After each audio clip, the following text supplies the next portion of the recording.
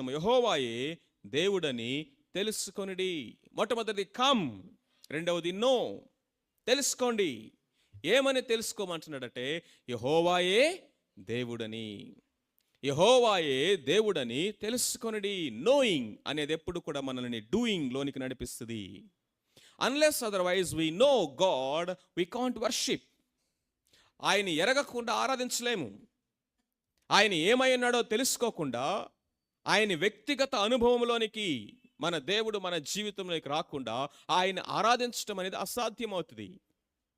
మీకు చాలాసార్లు చెప్పాను, మీకు తెలియనటువంటి ఒక వ్యక్తిని మీరు పొగడండి అని చెప్పామనుకోండి, ఏం చేస్తారు?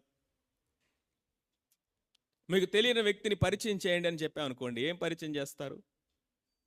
మీరు అసలు ఎప్పుడు ఆయన ఎవరో తెలియదు, ఆయన గురించిన విషయాలు మీకు ఏ ఇన్ఫర్మేషన్, జీరో నాలెడ్జ్ తోటి ఆయన్ని పొగడండి అని చెప్పామనుకోండి, ఏం పొగడతారు? ఒకవేళ పొగిడినా కానీ ఎలా ఉంటుంది అది?